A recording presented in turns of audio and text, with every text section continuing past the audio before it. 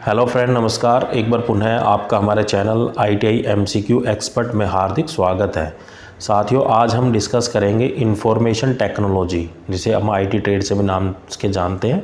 Trade से related सभी important MCQ questions, ये MCQ questions information technology trade से रिलेटेड सभी कॉम्पिटिटिव एग्ज़ाम के लिए अति महत्वपूर्ण है।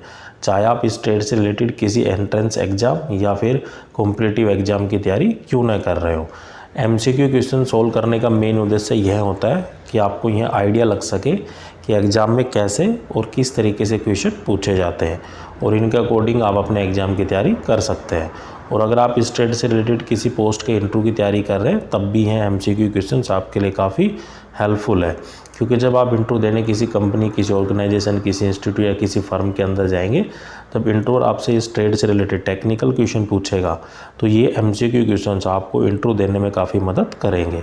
और साथ ही अगर आप पहली बार मेरे चैनल पे आए हैं या अभी तक आपने मेरे चैनल को सब्सक्राइब नहीं किया है तो प्लीज़ सब्सक्राइब करें तथा बेल आइकन पर क्लिक कर नोटिफिकेशन को ऑन कर लें, ताकि जब भी मैं कोई नया वीडियो डालूँ तो नोटिफिकेशन आप तक जल्द से जल्द पहुंच जाए। तो इस सीरीज़ को हम 3 वीडियो के माध्यम से कंप्लीट करेंगे, जो कि आज का हमारा सेकंड पार्ट है। और अगर आप इस ट्रेड से रिलेटेड और वीडियो देखना चाहते हैं तो आप मेरे चैनल की प्लेलिस्ट के इंफॉर्मेशन टेक्नोलॉजी फोल्डर में जाकर आप इस ट्रेड से रिलेटेड वहाँ पर सभी वीडियो को देख सकते हैं। तो चलिए बिना किसी देरी के आज की वीडियो को हम शुरू करते हैं।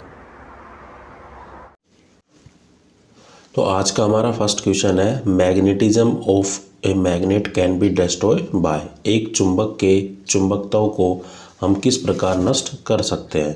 तो एक चुंबक के चुंबकत्व को नष्ट करने के लिए 3 माध्यम हो सकते हैं। बाय हीटिंग, हीट के द्वारा भी हम एक चुंबक के चुंबकत्व को ख़त्म कर सकते हैं। बाय हैमरिंग, हैमर के द्वारा भी कर सकते हैं। और एक दूसरे चुंबक से उत्पादन क्रिया कर भी हम मैग्नेटिज्म वो नष्ट कर सकते हैं किसी भी मैग्नेट का। तो the magnetism of a magnet can be destroy by heating, hammering and by inducing action of the another magnet. तो हमारे जो ऑप्शन करेक्ट है वो है all of these. Right answer is option 4th। Next question is which of the following is not an output device. निम्नलिखित में से कौन सा एक आउटपुट यंत्र नहीं है। तो जैसे कोडर है, स्पीच सिंथेसाइजर है, विजुअल डिस्प्ले यूनिट जिसे मॉनिटर बोलते हैं हम, तो ये सब हमारे क्या है कि सब ऑप्टिकल डिवाइसेस है। लेकिन OMR है जो ऑप्टिकल मार्क रीडर है, वो एक हमारा आउटपुट डिवाइस नहीं है। तो राइट आंसर होगा हमारा option 4। Next question is which of the following winding are necessary in case of all direct current machines. सभी डायरेक्ट करंट या DC करंट मशीनों के संदर्भ में निम्नलिखित में से कौन सा वाइंडिंग आवश्यक होता है। तो इन case of all direct current machines the close winding is necessary. तो राइट आंसर होगा हमारा ऑप्शन 4। तो साथियों, जब भी आप क्वेश्चन को देखते हो तो पहले वीडियो को पॉज कर खुद से क्वेश्चन पढ़कर और सभी ऑप्शनों को आप रीड आउट जरूर किया करो। इससे आपकी नॉलेज भी इंप्रूव होगी। अगर मैं आपको सभी ऑप्शंस पढ़कर बताऊंगा तो उससे लॉट ऑफ टाइम कंज्यूम होगा, वीडियो काफ़ी लेंथी हो जाएगी और लेंथी वीडियो आपको काफ़ी बोरिंग लगती है। तो आप क्योंकि ट्रेड थ्योरी को बुक से पहले ही पढ़ चुके हैं तो ये MCQ question exam oriented question है और जस्ट आपकी प्रैक्टिस के लिए कि आपको ये आइडिया लग सके कि एग्जाम में कैसे और किस तरीके से क्वेश्चन पूछे जाते हैं। कई बार आपको कन्फ्यूजन भी होगा कि एक क्वेश्चन के 2 आंसर लग रहे हैं आपको, तो उससे आपके डाउट भी क्लियर होंगे। बाकी राइट आंसर मैं आपको बता रहा हूँ, फिर भी अगर आपको कोई डाउट रहता है तो आप मुझे कमेंट कर या मेरी ईमेल ID या फिर गूगल से हेल्प ले सकते हैं। Next question is a DC series motor is accidentally connected to a single phase AC supply voltage, the torque produce will be. संयोगवश एक DC सीरीज के मोटर को एक एकल फेज AC आपूर्ति मोटर के साथ जोड़ दिया जाता है तो जो उत्पन्न टॉर्क है वो कैसा होगा। तो ये DC series motor is accidentally connected to a single phase AC supply, मतलब एक AC मोटर है, उसमें हमने क्या कर दिया कि DC को सप्लाई कर दिया है, तो उसमें जो टॉर्क प्रोड्यूस होगी वो कैसी होगी। तो the torque produce will be pulsating and uni direction, pulsating और एक दिशा में प्रोड्यूस होगी। तो राइट आंसर होगा इसका हमारा option 1। Next question is the direction of the rotation of the DC motor can be reverse by. जो डायरेक्ट करंट जो डीसी मोटर्स होती है कि घुमाव की दिशा को निम्न द्वारा उलट दिया जाता है। तो किसके द्वारा हम उलट सकते हैं? जो डायरेक्शन ऑफ रोटेशन होता है डीसी मोटर को, उसको हम उल्टा या रिवर्स कर सकते हैं by reversing the armature connection और द फील्ड कनेक्शन। आर्मेचर या फील्ड को आपस में बदल कर हम डीसी मोटर के घुमाव की दिशा को उलट सकते हैं। तो राइट आंसर होगा हमारा option 4। Next question is which of the DC motor use the fly wheel. किस डीसी मोटर में फ्लाई व्हील का इस्तेमाल किया जाता है? तो जो हमारी कम्युलेटिव कंपाउंड मोटर होती है उसमें क्या है कि फ्लाई व्हील स्टोर एक तरीके से फ्लाई व्हील एनर्जी को स्टोर करने के काम में आता है। तो ये जो डीसी मोटर होती है डायरेक्ट करंट मोटर जिसमें फ्लाई व्हील लगा होता है, ये होती है हमारी कम्युलेटिव कंपाउंड मोटर या संचय यौगिक मोटर। तो राइट आंसर होगा हमारा ऑप्शन 2।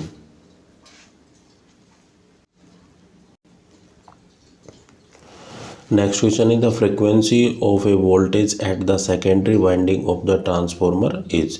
ट्रांसफॉर्मर में द्वितीयक वाइंडिंग पर वोल्टेज की आवृत्ति कितनी होती है? तो ये होती है equal to the primary winding. The frequency of the voltage at a secondary winding of the transformer is equals to the primary winding. तो जैसा कि आपने देखा होगा कि जो हमारे घरों में जो पावर हाउस से लाइट आ रही है या कहीं से भी लाइट आ रही है तो उसकी जो फ्रीक्वेंसी होती है वो कांस्टेंट होती है, वो अप्रोक्स होती है 50 हर्ट्ज। तो राइट आंसर होगा हमारा option 3। Next question is in a transformer zero voltage regulation is achieve at a load power factor which is. किसी ट्रांसफॉर्मर में शून्य वोल्टेज नियमन को लोड पावर कारक से प्राप्त किया जाता है जो कि होता है if the transformer zero voltage regulate is achieve at a load power factor will be also a 0। तो राइट आंसर होगा हमारा option 1। Next question is the use of higher flux density in a transformer design. Transformer design में उच्च flux घनत्व का उपयोग किया जाता है। वो किया जाता है has no relation between the weight of the to reduce the weight per kilovolt ampere. The use of the higher flux density in the transformer design mainly used to reduce the weight per kilovolt ampere. तो right answer होगा हमारा option 1। Next question is in transformer the tertiary winding is use. किस transformer में तृतीयक winding का प्रयोग किया जाता है? तो जनरली आपने देखा होगा कि जितने भी हमारे ट्रांसफॉर्मर होते हैं उसमें एक प्राइमरी वाइंडिंग होती है, एक सेकेंडरी वाइंडिंग होती है, लेकिन ऐसा कौन सा ट्रांसफॉर्मर है जिसमें टर्सरी वाइंडिंग का भी इस्तेमाल किया जाता है? तो ये होता है हमारा स्टार स्टार ट्रांसफॉर्मर। तो star star transformer is a transformer in which the tertiary winding is use. तो राइट आंसर होगा हमारा option 1।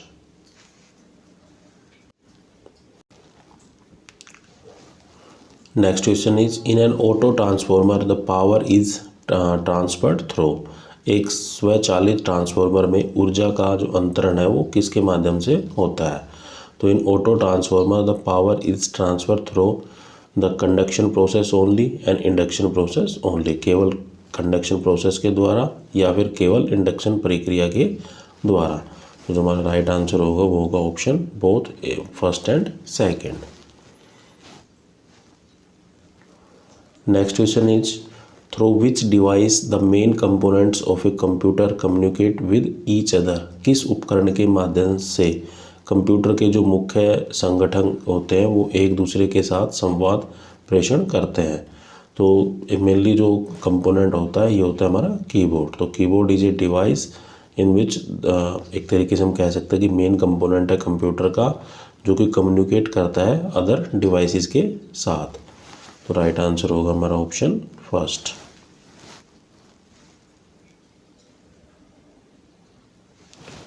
Next question is which of the following is a primary function of an oscillator. निम्नलिखित में से क्या दोलित्र का प्राथमिक कार्य है? तो द मेन फंक्शन या primary function of the oscillator is to generate the sustain oscillation at a constant amplitude and the specify frequency. सतत आयाम और विशिष्ट आवृत्ति पर नियंत्रण ज्वाकरीय सर्जित करता है।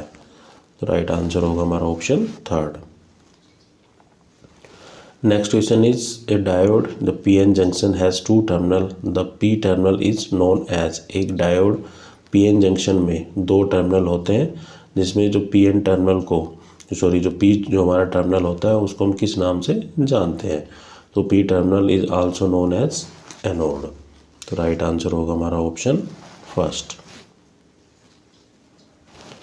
Next question is for audio frequency application the popular oscillator use is. Audio आवृत्ति अनुप्रयोगों के लिए प्रयुक्त लोकप्रिय दोलित्र क्या है। For audio frequency application the popular oscillator use will be the Wien bridge oscillator.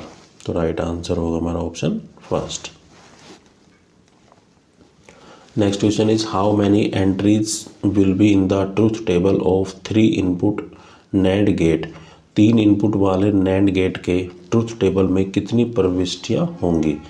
तो जो प्रविष्टियों की जो संख्या होगी वो होगी उसमें 8। तो there are total 8 entries will be in the truth table of the 3 input NAND gate. तो राइट आंसर होगा हमारा option third.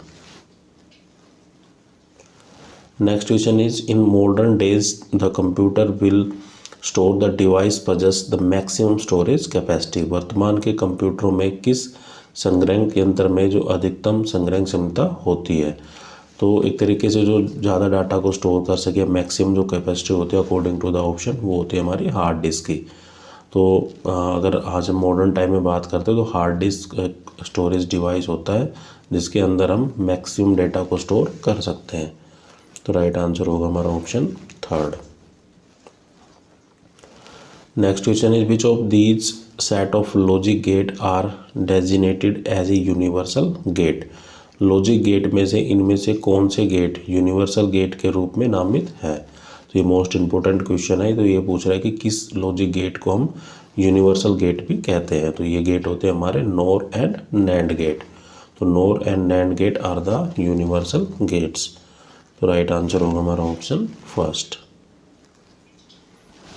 Next question is the stack is also known as. Stack को किस अन्य नाम से भी जाना जाता है। तो stack is also known as LIFO memory. LIFO का मतलब होता है last in first out. Stack is also known as last in first out memory. तो राइट आंसर होगा हमारा option third. Next question is why the small bubble is given in the output of the NAND gate symbol। NAND gate के symbol के जो output पर छोटा सा बुलबुला क्यों दिया जाता है। ये बुलबुला दिया जाता है आउटपुट को रिवर्स करने के लिए। तो जैसा कि आपने देखा होगा कि जो हमारा एंड गेट का जो सिंबल होता है वो इस तरीके से होता है।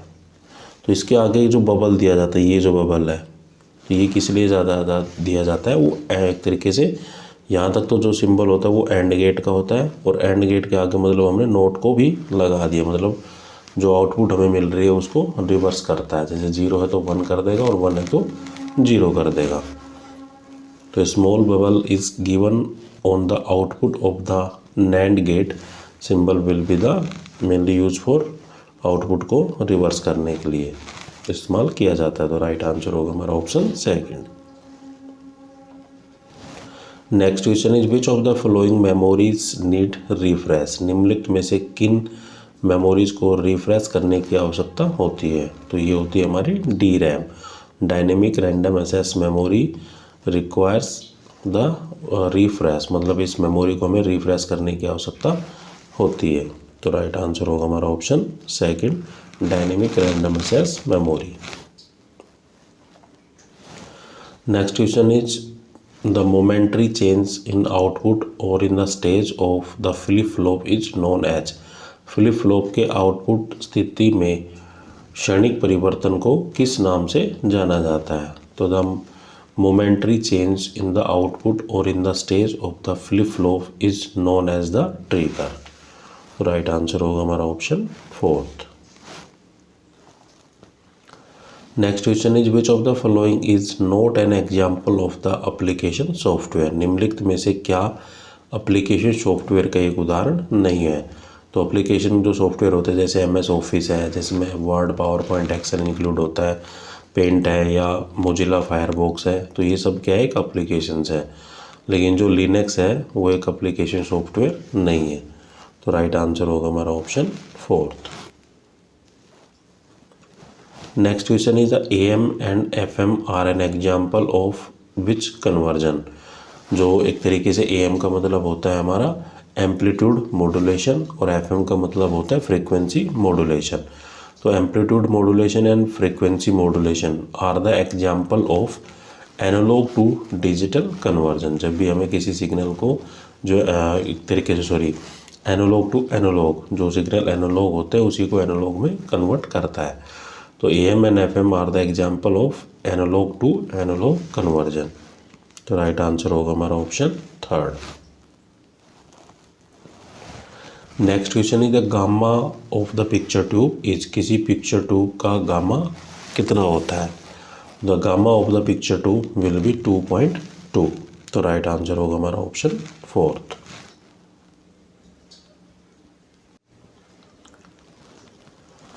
Next question is what could cause a fix error या फिक्स डेक्स्ड एरर।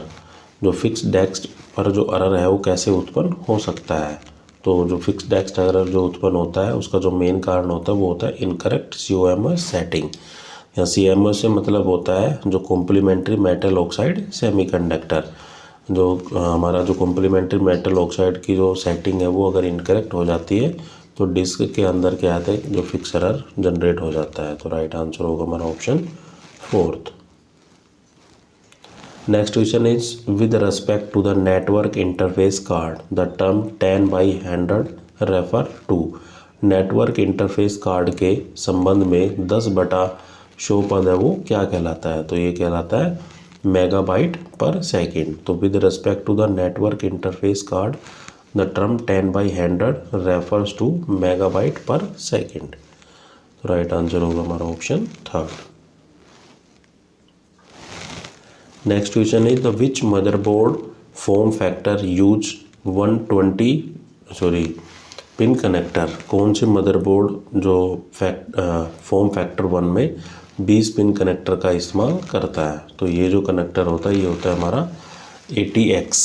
तो एक तरीके से मदरबोर्ड का ही एक वर्जन होता है। इसका जो फुल फॉर्म होता है वो होता है एडवांस टेक्नोलॉजी एक्सटेंडेड। तो राइट आंसर होगा हमारा option 1। Next question is in the laser printer technology what happens during the conditioning stage. Laser printing प्रौद्योगिकी में कंडीशनिंग चरण के दौरान क्या होता है? तो ये होता है कि uniform negative charge is place on the photosensitive drum. Photosensitive drum पर एक समान ऋणात्मक आवेश रखता है। तो राइट आंसर होगा हमारा ऑप्शन इसका जो राइट आंसर होगा वो होगा option 2। Uniform negative charge is place on the photosensitive drum.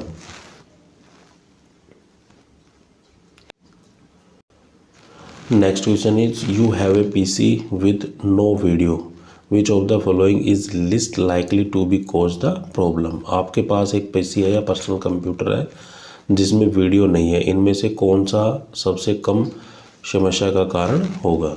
तो ये होगा क्रैश द हार्ड ड्राइव। तो राइट आंसर होगा हमारा option 3। Next question is which of the following section of the menu bar one can find in MS Word 2007 but note in MS Excel 2007। Menu bar का निम्नलिखित में से कौन सा खंड MS Word 2007 में पाया जाता है लेकिन MS Excel 2007 में नहीं पाया जाता? तो ये होता है हमारा मेलिंग सेक्शन।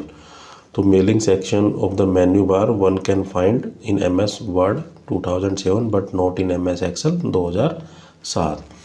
तो जो मेलिंग का जो एक तरीके से जो भी हमने डाटा को तैयार किया डायरेक्ट अगर मेल करनी है हमें, तो ये जो ऑप्शन मिलता है ये MS Word 2007 में पाया जाता है लेकिन MS Excel 2007 में नहीं पाया जाता। तो राइट आंसर होगा हमारा ऑप्शन 1।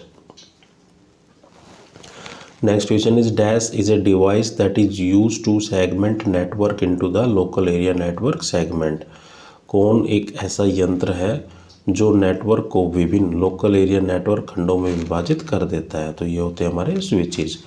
तो switches is a device that is use to segment network into the local area network segments. तो राइट आंसर होगा हमारा option second. Next question is the shortcut key is use to insert the table in an electronic spreadsheet is. एक electronic spreadsheet में तालिका सम्मिलित करने के लिए किस शॉर्टकट कुंजी का इस्तेमाल किया जाता है? तो ये होती है Ctrl+T। तो Ctrl+T is a shortcut mainly use to insert a table in an electronic spreadsheet. तो राइट आंसर होगा हमारा option second. Next question is the which tool is use for holding bending and stretching the electronic component. Electronic उपकरणों को पकड़ने, झुकाने और खींचने के लिए किस उपकरण का प्रयोग किया जाता है? तो ये हम करते हैं लॉन्ग नोज प्लायर का। तो आपने देखा होगा कि एक प्लायर होता है जिसके द्वारा हम किसी भी चीज़ को होल्ड कर सकते हैं, बेंड कर सकते हैं और स्ट्रेच कर सकते हैं किसी भी इलेक्ट्रॉनिक कंपोनेंट को। तो long nose plier is a tool which is use for holding, bending and stretching the electronic components. तो राइट आंसर होगा हमारा option second. Next question is identify the type of the fire extinguisher from the given picture. चित्र में दिए गए को देखकर जो अग्निशामक यंत्र के प्रकार की पहचान करें। तो जैसा कि चित्र में दिखाया गया है कि एक फायर एक्सटिंग्विशर है, तो इसकी हमें पहचान करने की ये कौन सा फायर टाइप एक्सटिंग्विशर है। तो ये हमारा carbon dioxide fire type extinguisher. तो राइट आंसर होगा हमारा option second. Next question is what is the unit of the charge. Charge की जो इकाई होती है वो क्या होती है? तो चार्ज को हम किस में मेजर करते हैं? चार्ज की जो इकाई होती है वो होती है कूलम। तो राइट आंसर होगा हमारा option fourth.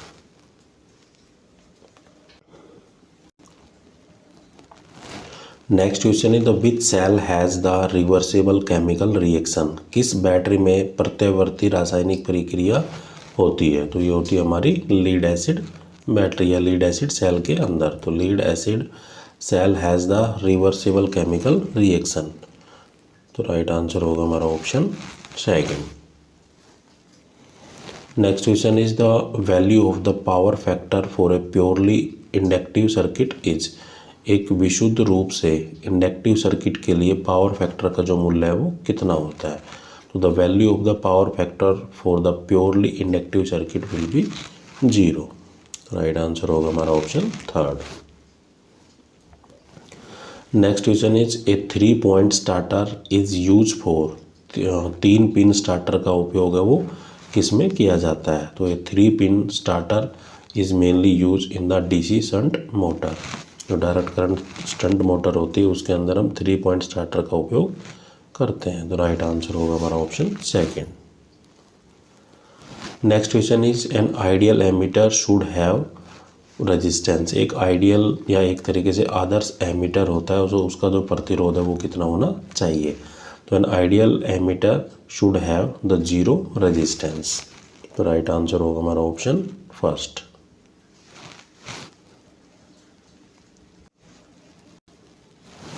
Next question is which winding of transformer has more number of turns. Transformer की किस वाइंडिंग में घुमावों की संख्या वो अधिक होती है? तो एक तरीके से हम कह सकते हैं कि जो हाई वोल्टेज जो वाइंडिंग होती है in transformer has the more number of turns. जैसा कि आप जानते हैं कि जो ट्रांसफॉर्मर में 2 तरह की वाइंडिंग यूज की जाती है, एक होती है प्राइमरी वाइंडिंग, एक होती है सेकेंडरी वाइंडिंग। अगर हमें वोल्टेज को बढ़ाना है, मतलब जो एक तरीके से पावर हाउस से मान लो एक्सपोज करो 11,000 kV की जो लाइट आ रही है, लेकिन हमारे घरों में कितनी आ रही है? 240 वोल्ट आ रही है। तो मान लें हम क्या कर रहे हैं, स्टेप डाउन ट्रांसफार्मर यूज कर रहे हैं, वोल्टेज को डाउन कर रहे हैं। तो जो प्राइमरी वाइंडिंग होगी उसमें क्या है कि जो वाइंडिंग की जो संख्या है, नंबर ऑफ टर्न्स होंगे वो ज़्यादा होंगे as compare to the secondary winding. अगर हमें पावर एक तरीके से वोल्टेज को घटाना हो तो हम क्या करेंगे, प्राइमरी वाइंडिंग में नंबर ऑफ टर्न ज़्यादा रखेंगे और सेकेंडरी वाइंडिंग में नंबर ऑफ टर्न है वो कम रखेंगे। अगर वोल्टेज को हमें बढ़ाना है, मतलब स्टेप अप ट्रांसफार्मर यूज करना है, तो प्राइमरी वाइंडिंग में कम नंबर ऑफ टर्न्स मिलेंगे और सेकेंडरी वाइंडिंग में नंबर ऑफ टर्न्स है वो ज़्यादा मिलेंगे। तो इस तरीके से हम कह सकते हैं कि एक ट्रांसफार्मर में अगर घुमावों की संख्या अधिक है तो मतलब हम क्या कर रहे हैं, उस वोल्टेज को बढ़ा रहे हैं या हाई वोल्टेज प्राप्त कर रहे हैं। तो राइट आंसर होगा हमारा option 3। Next question is N induction type single phase energy meter measure the electric energy in. जो प्रेरण प्रकार की एकल फेज ऊर्जा मीटर में विद्युत ऊर्जा को किस में मेजर किया जाता है। तो ये मेजर करते हैं kWh में, किलोवाट आवर में। तो अब जैसा कि आपने देखा होगा कि घरों में जो हमारे एनर्जी मीटर लगे होते हैं, सिंपली मीटर भी बोल देते हैं उनको, तो उनकी जो एक तरीके से जो उनकी कैलकुलेशन की जाती है, उनकी जो अमाउंट को मेजर किया जाता है वो किया जाता है किलोवाट आवर्स में। तो राइट आंसर होगा हमारा ऑप्शन 3।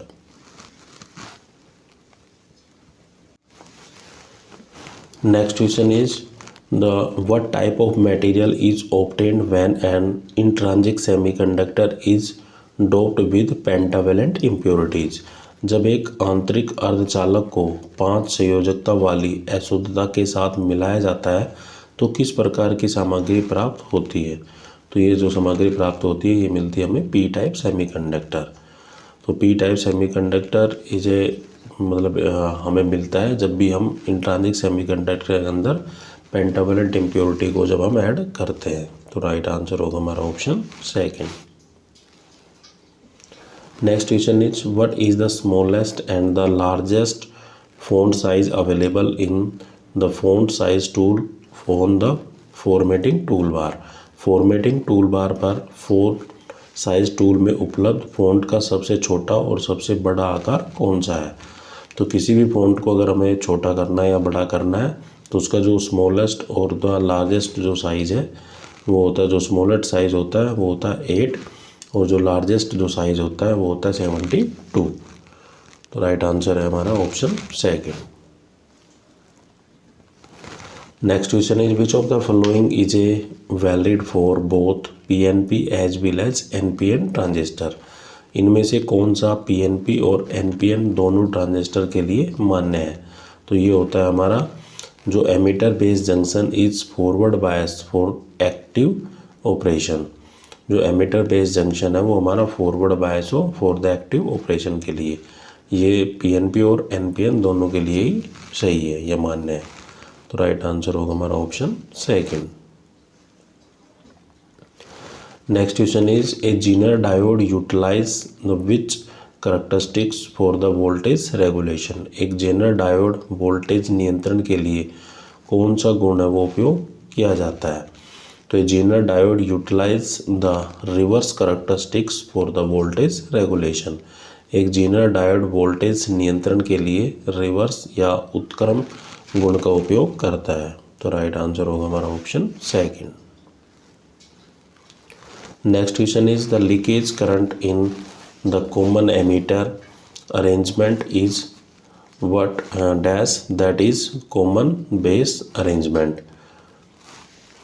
तो एक तरीके से हम कह सकते हैं जो कॉमन एमीटर व्यवस्था में विद्युत धारा में रिसाव कॉमन बेस व्यवस्था से रिसाव है वो कितना होता है। तो the leakage current in the common emitter arrangement is more than that of the common base arrangement. तो राइट आंसर होगा हमारा option 1। Next question is in the given figure C represent the which type of. एक तरीके से amplifier की जो classes होती है वो किस क्लास को एम्पलीफाई कर रहा है। तो जो दिए गए चित्र में जो सी एम्पलीफायर का प्रतिनिधित्व करता है तो ये करता है हमारा क्लास क्लास बी का। तो राइट आंसर होगा हमारा option 2। Next question is the computer microphone convert audio signal into the. Computer का माइक्रोफोन ऑडियो सिग्नल को किस में परिवर्तित करता है। तो the computer microphone convert audio signal into the electromagnetic wave. Computer का माइक्रोफोन ऑडियो सिग्नल को विद्युत चुंबकीय तरंगों में परिवर्तित करता है। तो इसका जो राइट आंसर होगा वो होगा ऑप्शन 2। तो साथियों आज के लिए हम इतने क्वेश्चन रखते हैं, बाकी हम देखेंगे नेक्स्ट वीडियो में। आपको मेरा वीडियो कैसा लगा कमेंट करके ज़रूर बताइए। और अगर अभी तक आपने मेरे चैनल को सब्सक्राइब नहीं किया तो प्लीज़ सब्सक्राइब करें, लाइक करें और ज़्यादा से ज़्यादा शेयर करें।